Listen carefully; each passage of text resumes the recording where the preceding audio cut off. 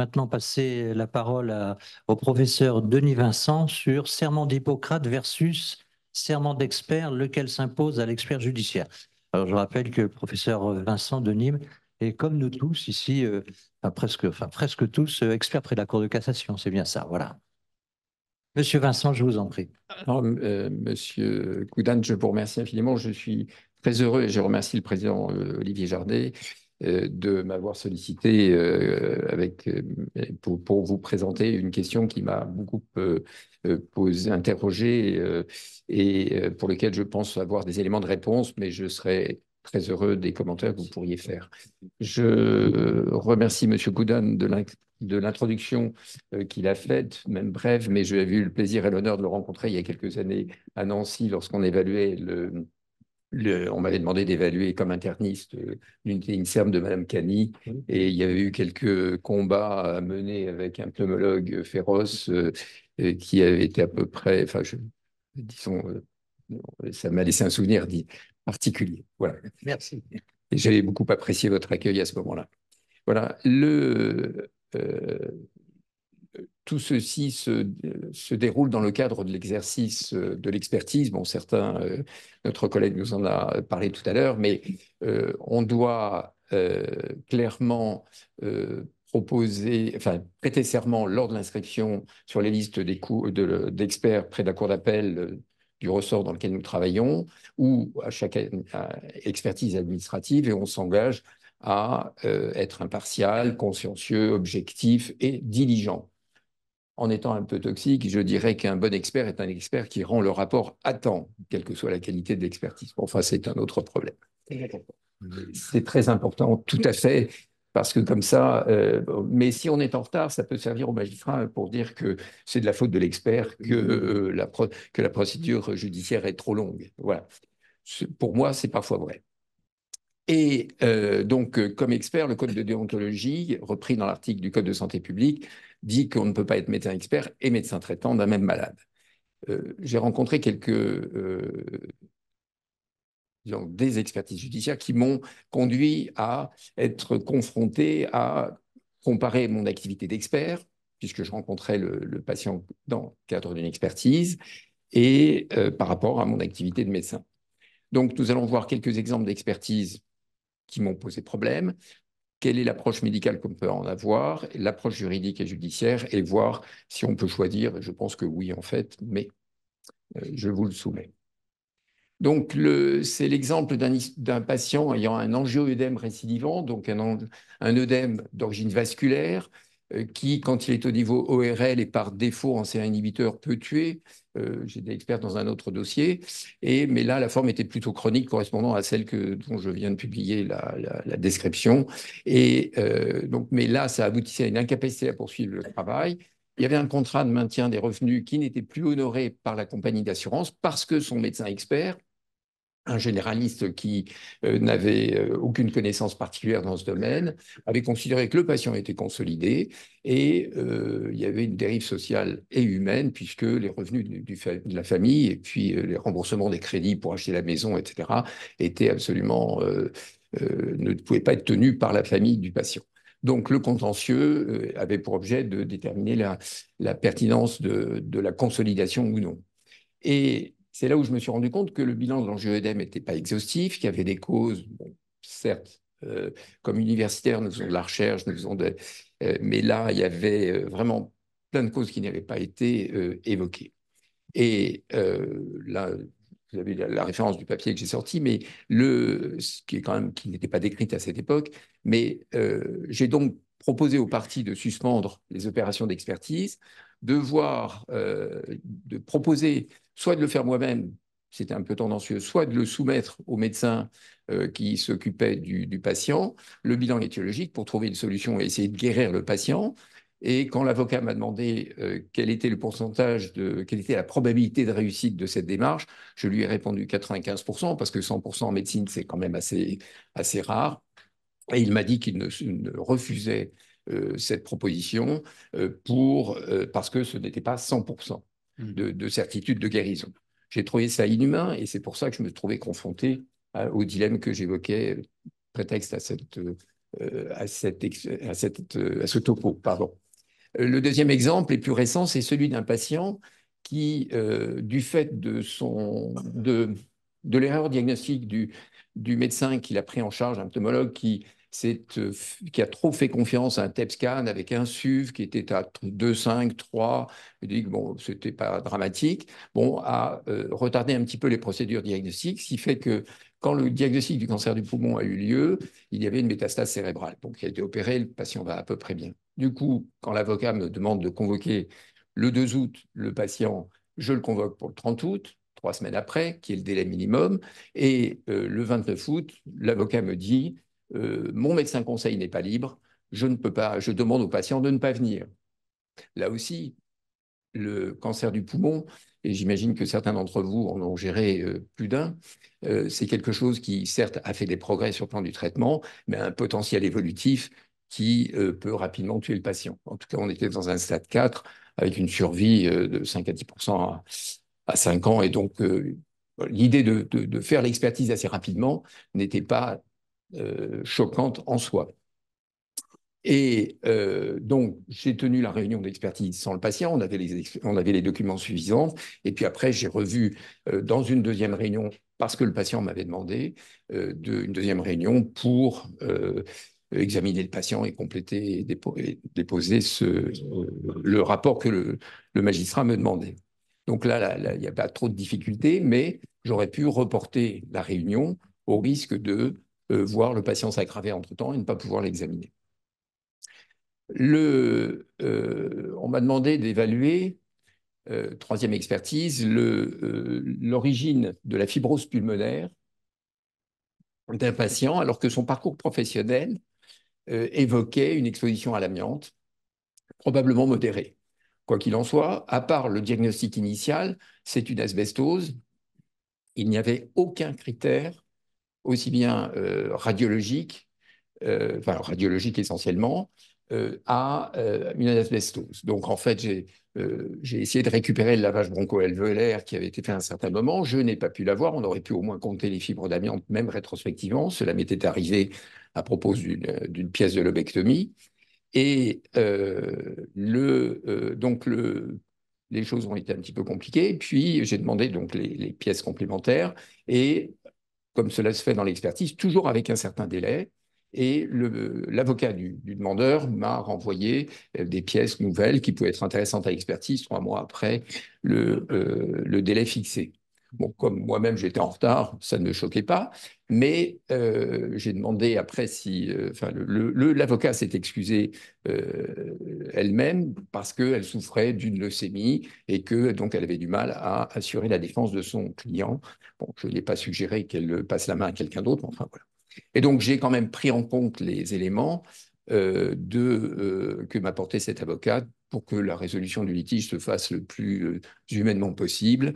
Et malgré le hors délai de ma part, j'ai quand même averti le tribunal et enfin, je préfère le faire a posteriori plutôt qu'a priori parce que demander à un magistrat d'avoir un comportement médical différent ne me paraît pas logique.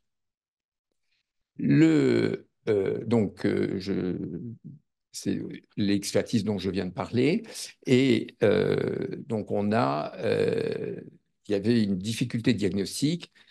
Pour l'instant, je n'ai pas pu aller au-delà de la fibrose idiopathique, contrairement à ce qu'affirmait le premier médecin et puis le patient qui voulait être indemnisé, sachant que la fibrose pulmonaire que vous avez certainement rencontrée dans votre carrière est quelque chose d'absolument dramatique puisque on est scotché à l'oxygène et c'est le moindre geste de la vie quotidienne entraîne des désaturations et des drames. Voilà.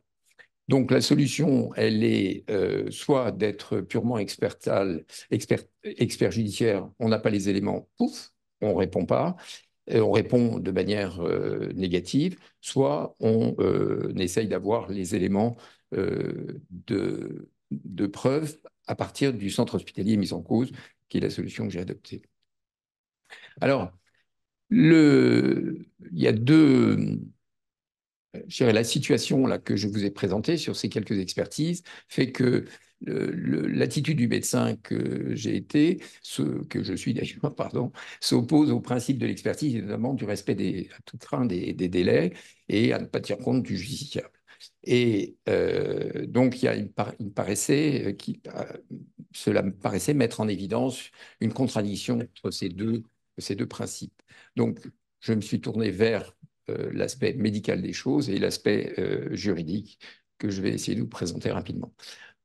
Ce qui gouverne notre métier, c'est le serment d'Hippocrate. Alors, avec, comme le disait M. Mescalet, la sérendipité, la curiosité, l'empathie, l'humanisme dont on peut faire preuve, mais donc les éléments du serment d'Hippocrate que j'ai cités sur cette diapositive me paraissent fondamentaux à garder en mémoire lors de l'expertise, sachant que j'interviendrai pour les protéger si elles sont affaiblies, vulnérables ou menacées dans leur intégrité ou leur dignité, peut s'appliquer au justiciable qui demande une expertise. Sauf que ce n'est pas lui qui va consulter le médecin expert, mais on lui demande de... Mais on se retrouve dans une situation face à quelqu'un, et donc, quelque part, cela s'applique. L'indépendance nécessaire à l'accomplissement de la mission, c'est-à-dire qu'on n'est pas inféodé au magistrat, on n'est pas inféodé à une des parties, donc ça me paraît logique. Et le premier paragraphe, rétablir, préserver ou promouvoir la santé, bah, c'est pas l'objet de l'expertise, ce ne sont pas des soins, mais c'est évaluer, et l'évaluation de cette situation médicale contribue à répondre à l'objectif énoncé dans ce premier paragraphe. Et donc, il y a peut-être un risque de sortie du rôle d'auxiliaire de justice pendant l'expertise. C'est l'objet de ma présentation. Le code de déontologie, bon, je suggère à mes étudiants de lire une fois au moins dans leur vie, parce que ça me paraît très intéressant, très pertinent. Et l'article 105, il y a deux articles qui intéressent la situation dont je parle aujourd'hui, c'est qu'on ne peut pas être médecin expert et médecin traitant d'un même malade. C'est logique, on ne serait plus impartial. Mais donc ça, c'est le premier point. Le deuxième point, c'est que on ne peut pas faire un rapport de complaisance. Je n'ai touché à rien. On ne peut pas faire un rapport de complaisance, ça c'est logique, sur le plan éthique, c'est incompatible, et donc on est relativement, on est contraint, c'est une contrainte que l'on accepte dès lors qu'on exerce le métier de médecin, je crois. Sur le plan judiciaire, on apporte notre connaissance technique au magistrat et c'est notre seul interlocuteur. C'est-à-dire qu'à la limite, les avocats, là j'ai en ce moment un avocat qui veut me récuser parce qu'il est complètement fou, je crois, en disant que je suis corrompu par l'industrie, que la société Takeda est à la solde de la société Pfizer parce que c'est un problème de relation entre le vaccin anti-Covid et puis des maladies auto-immunes. Bon, j'en ai deux comme ça. Il y en a une où ça se passe bien et l'autre où l'avocat est particulier. Bref, il veut diriger l'expertise. Manque de chance, ce n'est pas son rôle. Mais nous sommes sollicités par le magistrat parce que nous sommes médecins. Et le code de déontologie fixe les limites de notre position. Mais il y a toujours le serment d'Hippocrate. Et justement, le code de déontologie n'articule pas les choses. Le secret médical intervient, à mon sens, énormément. Et d'ailleurs, on doit, dans une expertise, ne parler que de l'objet du contentieux. Et donc, les positions sont presque incompatibles et le secret doit quand même être gardé en perspective parce que, comme je l'ai souligné ici, il n'y a pas de soin sans confidence, de confidence sans confiance et de confiance sans secret. Et ce secret professionnel est constitué dans l'intérêt des patients. Vous vous rappelez certainement le début, moi j'ai été chef de clinique un petit peu avant le début de l'épidémie du sida, de certains hommes politiques qui voulaient mettre les gens avec une étoile sida dans un coin, etc. Bon. Et à mon sens, c'est le socle de notre métier de médecin. Donc, c'est pour ça que ce secret médical et tout ce qui va avec est quelque chose qui peut-être parfois se substituer. En tout cas, j'ai eu l'impression que c'était le cas dans certains des exemples que je vous ai présentés, peut s'imposer aux médecins experts que l'on peut être. Alors, en pratique, bon, heureusement, ces situations sont rares. J'en ai une dizaine à peu près, je n'ai pas voulu vous inonder, mais comme je suis expert depuis 2004, c'est quelque chose qui est relativement rare. Il me paraît évident que nous sommes d'abord des médecins et c'est pourquoi, comme je le disais, on vient nous chercher et c'est le serment d'Hippocrate qui doit dominer notre action. Et d'ailleurs, à mon sens, ne pas le respecter, ce serment, c'est perdre notre qualité de médecin, quel que soit notre niveau de connaissance. Et en revanche, comme on a une forme logique d'être loyal à l'égard de notre mandant, 15 secondes. C'est très américain comme fonctionnement, Monsieur le Président. Et en général, le niveau sonore du bruit de fond augmente ou le micro diminue aux États-Unis. Mais voilà, donc il est logique d'en informer le magistrat parce que, bah, par estime professionnelle mutuelle. Et comme l'avait dit un des directeurs de la science publique à l'époque où je travaillais à la paix dans les années 90, il y avait un slogan que j'avais trouvé un peu ironique, enfin un peu médiocre, ou pas, non pas médiocre, mais un peu, un peu disons, pas tout à fait pertinent. Mais en fait, ce slogan me paraît très clair, c'est le patient est au cœur de notre action, c'est l'objet de notre métier de médecin.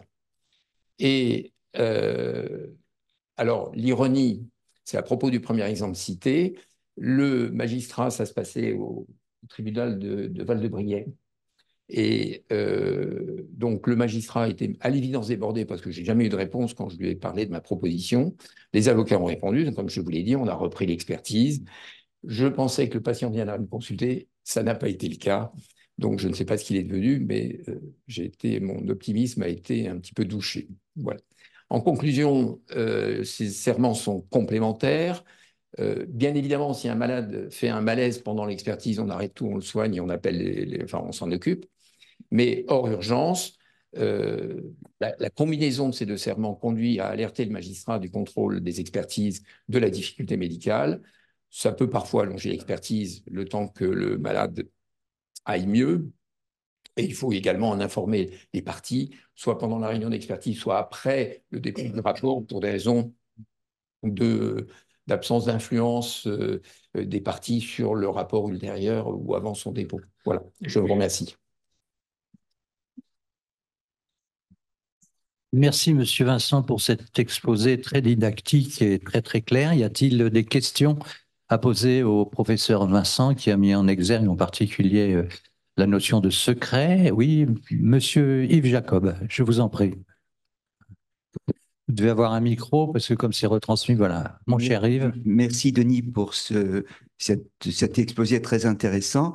D'abord, je partage ce sentiment vis-à-vis des avocats qui jouent régulièrement avec le temps et comme tu l'as montré, peut être préjudiciable. Je partage ton expérience à propos d'un patient jeune qui avait un synovialosarcome. Moi, je suis intervenu en deuxième ligne. Il y a eu des reports et des reports lors de la première expertise et qui ont manifestement compromis les conclusions qu'on aurait pu donner. Une des difficultés à laquelle moi je peux être confronté, que tu partages peut-être, je t'interroge là-dessus, c'est qu'à un moment donné, durant l'expertise qui nous est confiée dans notre spécialité, il y a des orientations qui sont prises pour le patient et on sait pertinemment que on le dirige vers une très mauvaise, dans une très mauvaise direction. Donc on est confronté à notre devoir de réserve et de ne pas sortir de notre mission, mais pour autant, on est face à une difficulté, face à notre obligation médicale de servir effectivement l'intérêt médical du patient. Je voulais savoir si tu as été confronté à ça. Alors, je ne sais pas si certains des présents ou des gens qui nous écoutent sont dans le sud de la France, mais les avocats du sud de la France sont très, très particuliers pour ça d'entre eux. J'en ai deux noms en tête où ils s'occupent plus de leur cabinet que du patient en question. Et donc, on a des orientations absolument préjudiciables aux patients parfois. J'ai en souvenir comme ça d'une femme qui avait fait une embolie pulmonaire, loupée par un hôpital, récupérée par son médecin traitant, déclarée guérie, et 3 ans après, ou 4 ans après, elle fait un contentieux contre l'hôpital en disant que la forme physique qu'elle ne retrouvait pas 4 ans après les faits, alors qu'elle était guérie, était le fait direct et exclusif du manquement diagnostique de l'hôpital. 4 ans après, en fait, c'était 2 ou 3 grossesses et je crois 2 grossesses qui bon, ne sont pas un mode d'entraînement. Cette femme était militaire, c'est on ne demande pas aux femmes militaires de faire des grossesses pour s'entraîner et maintenir une forme physique, bien évidemment. Donc là, et pourtant, l'avocat, comme le médecin conseil, avait bien gentiment orienté la patiente. Ça, c'est dans un contentieux dont l'objectif était évidemment connu d'avance, quoi. Donc, ça fait partie des choses qui sont... bon, moi, j'ai dit qu'il n'y avait pas de rapport. Enfin, j'ai répondu à la question qu'on me posait, mais sur le plan du principe, j'ai été un petit peu choqué. Alors après, sur les aspects thérapeutiques, particulier dans des voies thérapeutiques et autres,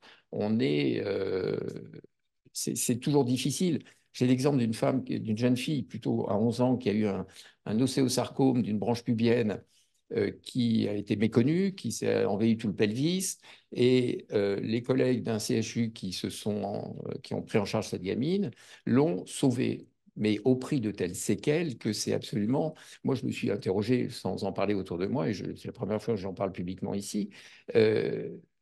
Bon, une fille qui n'a plus de fonction ovarienne, est restée naine du fait des corticothérapies, et a été greffée rénale, et a des troubles psychiatriques et psychologiques absolument majeurs et monstrueux. Son père est parti. Enfin bon, une situation catastrophique.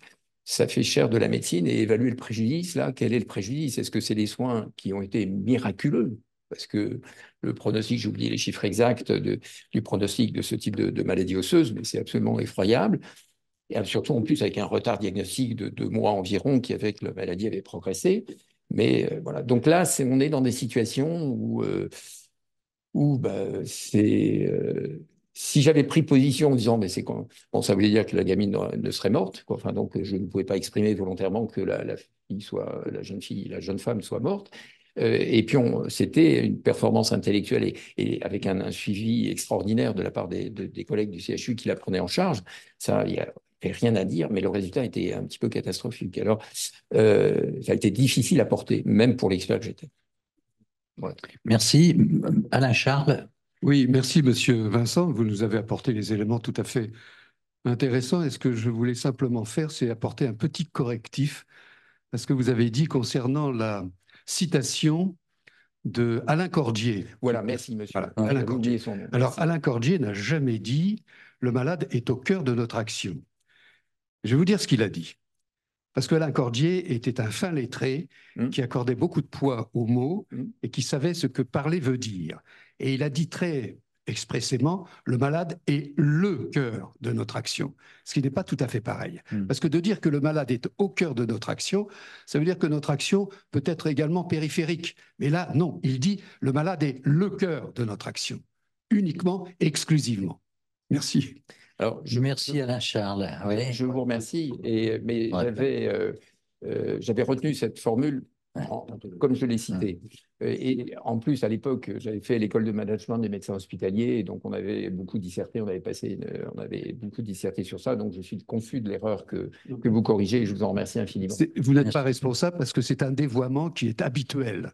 On l'entend toujours sous la forme au cœur de notre action. Or, ce n'est pas ce qu'il a dit.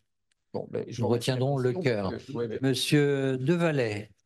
Oui, bonjour. Bref. Et merci de cette présentation, mais je travaille dans le Sud aussi. Je suis du côté de Toulouse, donc les avocats du Sud, je les connais. Je parlais plutôt de l'autre côté. Oui, mais je les connais aussi. Simplement, je crois il faut peut-être recentrer les choses. Je suis tout à fait d'accord avec quelquefois on est dans des ambiguïtés. Mais par exemple, parler là, la citation de Cordier, etc., on n'est pas avec des patients et on n'est pas des médecins quand on est expert. On est des sachants, techniciens. Non, mais c'est comme ça dans la loi. Je veux dire, on change de cadre. On change de cadre. Je l'ai rappelé. On ne fait pas. Oui, mais le serment d'Hippocrate, ça applique à des soins et on ne fait pas de soins. Ça n'empêche pas d'avoir une humanité vis-à-vis des demandeurs. Ça, c'est autre chose. Mais c'est une humanité, bien sûr, qui tient aussi à notre rôle de médecin, mais on n'est pas dans notre rôle de médecin. Et les patients ne sont pas des patients. Ce sont des demandeurs. Éventuellement des victimes, mais des victimes d'un agresseur, etc. Donc, on ne peut pas appliquer l'éthique médicale à l'expertise médicale, je crois.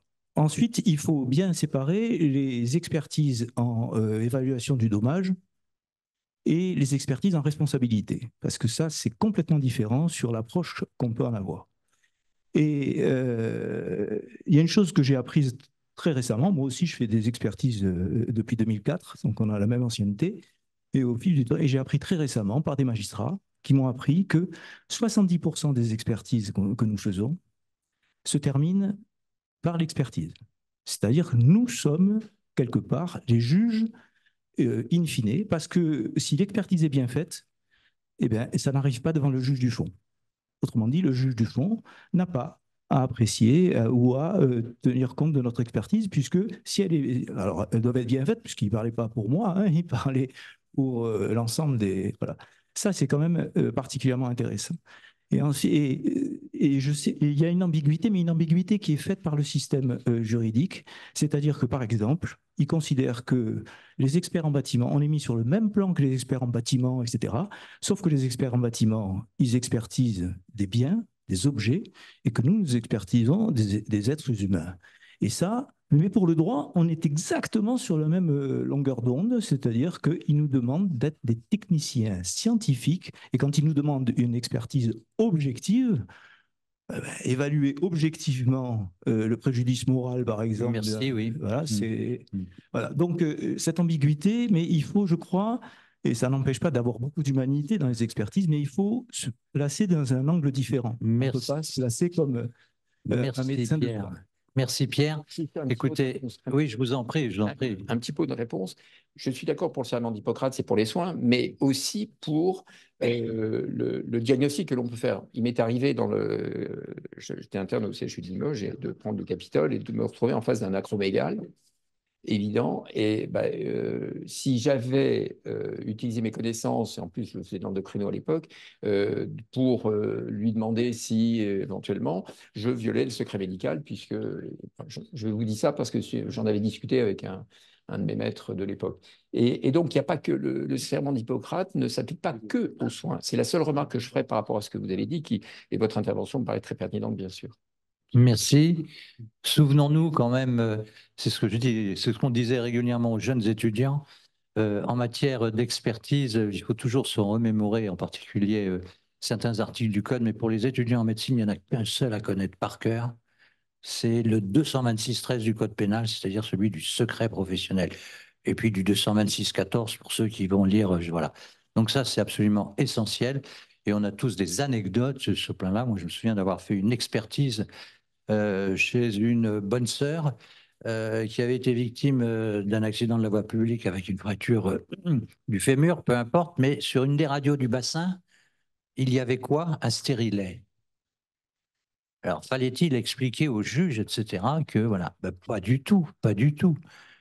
On a parlé du fémur, on a complètement oublié le bassin, et c'était très bien comme ça. Donc, il faut toujours se méfier et respecter le 226-13. Là, c'est plus un aspect, j'allais dire, philosophique, si je puis dire, un stérilet qui, bon, bref, mais je crois qu'il faut être très, très strict là-dessus. C'est repris dans l'article 4 du Code de déontologie médicale, mais là, c'est de la loi, hein, c'est de la loi pure et dure. Je vous remercie. Et dans l'émission d'expertise. Et dans l'émission d'expertise. Merci bien.